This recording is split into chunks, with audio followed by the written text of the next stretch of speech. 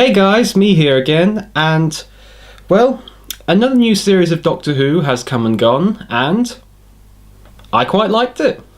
I genuinely found this to be one of my favourites of the Moffat era, and probably one of my favourite series of the new Doctor Who overall, and in all honesty, it seems like generally most people have had that opinion. A lot of people have really enjoyed this series. Even some of the most stingiest, scroogiest and purest of Doctor Who fans I know of could admit that there were quite a few episodes in this series that they liked. So, to wrap things up, I'm just going to give you my very quick thoughts on the episodes we've had this series, and give my thoughts on the final episode that just aired earlier. Okay, so here we go. I've already reviewed the pilot, so if you want to see my opinions on that, go and watch that video. But of course, after that we had Smile, which, admittedly, it was quite a good episode, and viewing it a second time, I actually enjoyed it more than the first, but it was feeling as if it was a episode that was trying too hard to be trendy. It felt like the kind of thing that would be dated within a year or 5 years' time.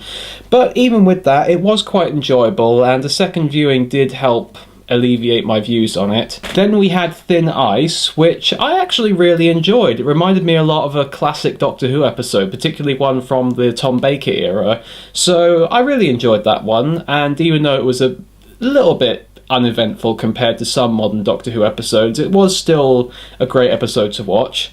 Then we had Knock Knock, which I think was a very interesting concept about the idea of a house that eats people, and there were some good elements in there and some really good acting, but I will be honest, this is again another example of, I feel like the writer was trying too hard to capture the voice of our current youth, and just it didn't quite work very well. I could be wrong there. Maybe the person who wrote it was actually of that demographic, but it does kind of feel like one of those situations where they just got a couple of students in a room and told them to say what they normally would say to each other in a conversation, and it just didn't seem right.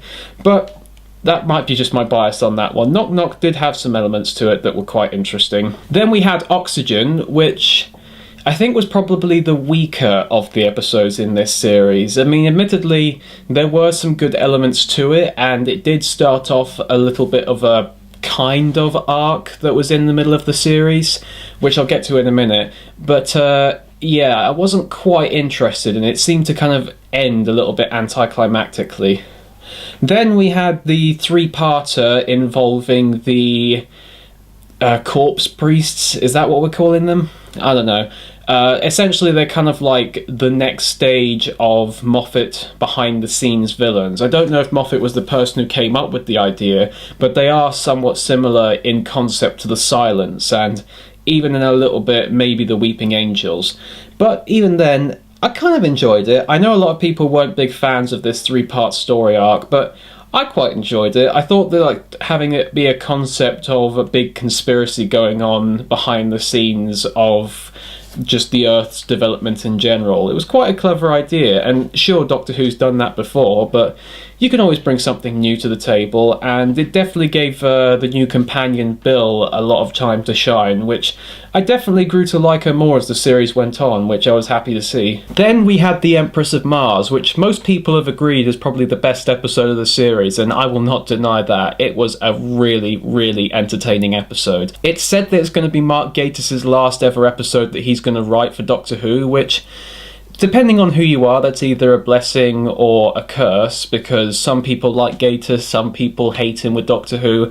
I'm a bit more neutral on the guy. He's done a lot of episodes I've really liked, and a lot of episodes I really haven't liked. And he's also done a load of really good extra material outside of the main show that have been really good too.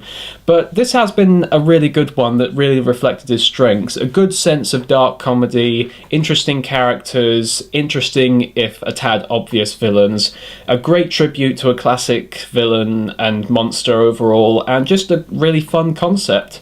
So yeah, Empress of Mars is definitely the one that I would recommend to check out if you could only check out one episode of this series. Then there was The Eaters of Light, which, much like Smile, I think was better on a second viewing. It is kind of a bit of an odd concept. You kind of think of who would come up with this idea for a storyline, but I think it kind of worked, and again it gave some of the other new supporting characters some time to shine, and It was relatively well performed, I'd say, but it is a bit more forgettable of this series. And then that brought us into the two-parter that wrapped up the series, World Enough and Time and The Doctor Falls, which I really enjoyed them. I thought that they were very stellar two-parters, with the exception of a part that I'll get to later. But essentially, and not trying to go too close into spoilers here, because I've been trying to avoid spoilers as much as I can in case you haven't seen any of these episodes yet.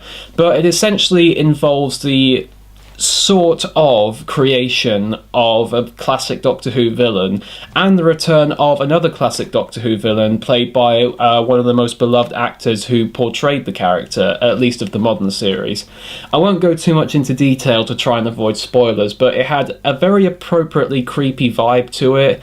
Admittedly, the science was all over the place. I think this is probably one of the few episodes that could rival Kill the Moon in its amounts of absurd concepts of how science works. But it managed to make it work to its advantage in the purpose of this story, and I really thought it was very good. And again, it gave all of its actors the appropriate time to shine. But in the second episode, while admittedly I thought the second episode was very good and it did a good job of not disappointing us for the big build-up and payoff that it promised, the ending is something that I'm still not quite sure what to think of it. It was kind of an ending where it all happened, I don't want to say way too quickly, but all sort of came out of nowhere. Again, I won't get into spoilers here, but essentially the episode itself felt it was wrapped up in a very Deus Ex Machina kind of way, and Doctor Who's famous for doing Deus Ex Machinas a lot, but even then they normally have a good way of teasing to it or leading up to it to make it seem like it was planned all along. This one, on the other hand, feels like it just legitimately came out of nowhere, and I really don't know what to think about it. But again, I won't give any details for those who don't want to have it spoiled, but for those who have seen this episode, you probably know what I mean. It was just really hard to kind of think of, this felt like a really disappointing end, and there were a lot of loose ends at the end of the episode, which I imagine may get tied up in the Christmas special, which they did give a sort of teaser to, and it looked really interesting. I mean, admittedly, the kind of premise that they're presenting for the Christmas episode, it's a tad gimmicky in a way, but I'm interested to see what story opportunities can come out of it. But again, I won't say too much here. But yeah, other than a few rough edges and a really odd ending, which technically it's not really the ending yet because it's still got the Christmas episode to really wrap things up, I really enjoyed this series, and generally I found that a lot of other people have really enjoyed it too.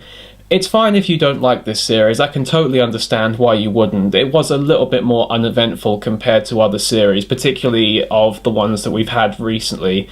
But of all the Capaldi era series, I've always been a bit on the fence of where I stand. I'm not quite entirely sure if I really liked them or if I really disliked them. I loved Peter Capaldi as the Doctor in them, he's become one of my favourites, but I just wasn't quite sure where I stood on the actual series. But this one I can conclusively say that I did genuinely really enjoy it, and of course this is Stephen Moffat's last outing as the showrunner, which again, much like Mark Gatiss, is either a blessing or a curse.